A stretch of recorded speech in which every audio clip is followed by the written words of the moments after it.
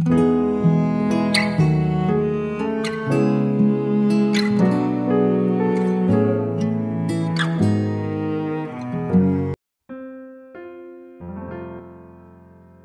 selamat pagi, saudara dikasihi Tuhan Yesus. Saya menyapa bagi saudara semua yang ada di Indonesia dari Sabang sampai Merauke, baik yang di kota maupun yang di desa. Dan saudara yang ada di Malaysia, yang ada di Sabah, di Sarawak, di Kuala Lumpur, di Kamboja, di Singapura, dan dimanapun saudara berada, senang kembali menjumpai saudara pagi hari ini. Saya percaya kita tetap berada di dalam kasih, dalam penyertaan dan perlindungan Tuhan kita, Yesus Kristus. Haleluya.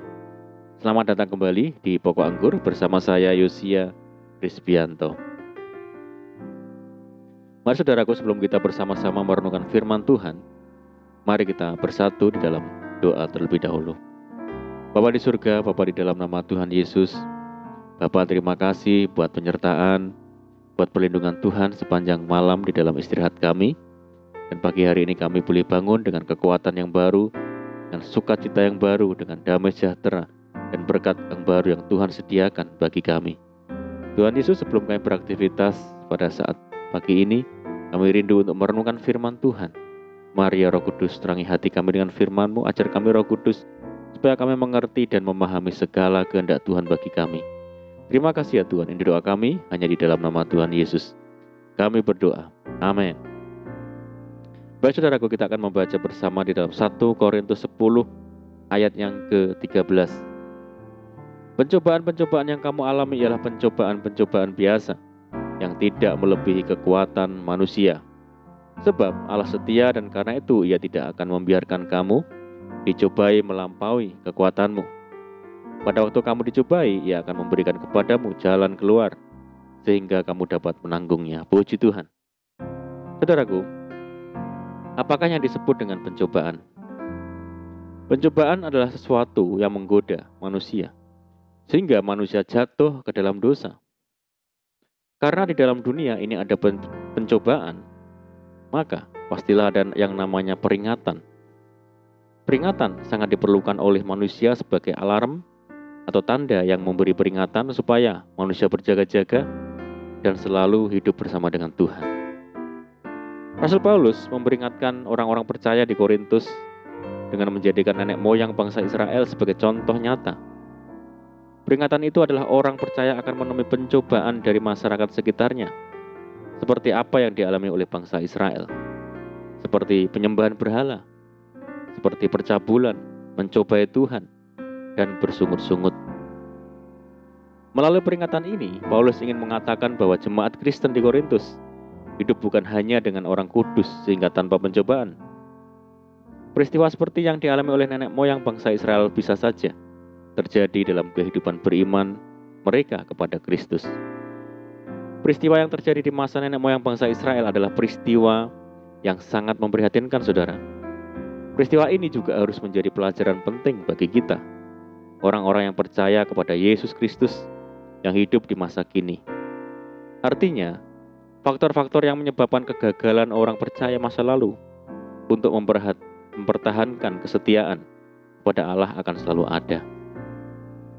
Paulus mengingatkan agar kita, gereja Tuhan di masa kini, agar tetap teguh berdiri dalam mempertahankan iman dan kesetiaan kita kepada Tuhan Yesus.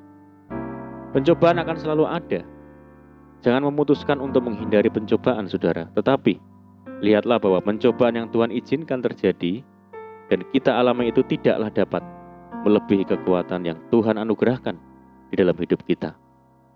Ingatlah bahwa pencobaan yang sekarang kita alami bukanlah alasan bagi kita untuk kompromi terhadap dosa yang kita lakukan. Justru sebaliknya, pencobaan yang kita alami adalah kesempatan untuk kita mendekat dan menyaksikan pertolongan Tuhan. Saudaraku, di dalam kehidupan ini seringkali kita menghadapi masalah-masalah dan pergumulan dosa yang sepertinya tidak ada jalan keluarnya, alias jalan buntu. Karena tidak segera mendapatkan jalan atau jawaban untuk permasalahan dan pergumulan dosa yang sedang dikumpulkan, tidak sedikit dari kita yang bersikap masa bodoh, menyerah kalah karena susah atau sudah tidak tahu harus berbuat apa dan kemana harus mencari pertolongan. Mereka pun menjadi frustasi, putus asa, dan lebih dalam jatuh ke dalam dosa. Bagi orang percaya yang memiliki kehidupan doa, selalu ada harapan, saudara. Dan pengharapan tidak mengecewakan, karena kasih Allah telah dicurahkan di dalam hati kita oleh Roh Kudus yang telah dikaruniakan kepada kita. Mari kita perhatikan ayat ini, saudara. Tidakkah Allah akan membenarkan orang-orang pilihannya yang siang malam berseru kepadanya? Dan adakah ia mengulur-ngulur waktu sebelum menolong mereka? Selalu ada pertolongan dan jalan keluar untuk setiap permasalahan yang kita hadapi. Asal kita mau bersungguh-sungguh di dalam doa. Bersungguh-sungguh berarti giat, berarti tekun, setia, dan sabar menanti-nantikan waktu Tuhan. Tuhan Yesus adalah jaminan hidup orang percaya, karena Dia berkata, "Akulah jalan dan kebenaran dan hidup." Kita percaya bahwa kalau dosa terbesar manusia telah diselesaikan Tuhan di atas Golgota, apalagi masalah-masalah yang kecil dalam kehidupan kita sehari-hari, seperti sakit penyakit, ikatan dan belenggu, krisis keuangan, masalah rumah tangga, dan sebagainya. Kita ingat saat bangsa Israel dikejar-kejar oleh Firaun dan pasukannya. Bangsa Israel tiba di Laut Teberau sehingga secara kasat mata menghadapi jalan buntu. Karena di depan terbentang Laut Teberau yang mustahil untuk diseberangi. Tetapi pada waktu yang tepat, Tuhan menyatakan mujizat-Nya. Laut Teberau terbelah menjadi dua. Demikianlah orang Israel berjalan dari tengah-tengah laut di tempat kering. Sedang di kiri dan di kanan mereka air itu sebagai tembok mereka. Saudaraku, mari kita hari ini kita menghadapi pencobaan. Jika hari ini menghadapi pencobaan melawan hawa nafsu dosa, hidup di dalam belenggu dosa, janganlah kita menyerah kalah, saudara. Tetapi mari kita datang kepada Tuhan Yesus. Dia yang menyediakan jalan keluar. Dia yang menyediakan pembebasan bagi kita, sehingga kita bisa keluar sebagai para pemenang. Amin, puji Tuhan. Mari kita berdoa. Bapa di surga, Bapa di dalam nama Tuhan Yesus, terima kasih buat firman-Mu saat ini ya Tuhan. Ajar kami ya Tuhan untuk menang dalam menghadapi pencobaan. Kami percaya Tuhan yang sediakan jalan keluar bagi kami.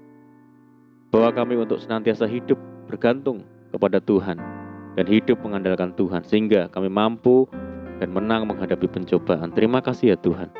Saat ini kami menyerahkan hidup kami hari ini ke dalam tangan Tuhan. Berkati kami hari ini, berkati segala usaha dan pekerjaan yang kami lakukan lewat tangan-tangan kami. Dan jadikan kami hari ini berhasil dan beruntung. Dan sertai kami hari ini dengan penyertaan Tuhan yang sempurna. Dan mohon petunjuk-Mu ya Tuhan, sehingga kami hidup sejalan dan seturut dengan segala kehendak Tuhan. Limpahi kami dengan sukacita dan damai sejahtera hari ini ya Tuhan. Dan jauhkan kami dari segala malapetaka, sakit penyakit, dan mara bahaya. Berdoa bagi kesejahteraan kota kami, desa kami, daerah kami, dan bangsa kami yang saat ini menghadapi pandemi. Mari ya Tuhan berkati daerah kami, pulihkan negeri kami. Belas kasihan Tuhan bagi negeri kami. Terima kasih ya Tuhan. Di doa kami ya Tuhan, kami percaya Tuhan mendengar seruan doa kami. Hanya di dalam nama Tuhan Yesus kami berdoa. Amin. Puji Tuhan, saudara, kita sudah berdoa, kita percaya penyertaan Tuhan selalu ada bagi kita hari ini. Mari kita tetap mengandalkan Tuhan dan tetap semangat di dalam Tuhan. Saya ucapkan selamat pagi, selamat beraktivitas. Doa saya menyertai saudara semua. Tuhan Yesus memberkati. Haleluya.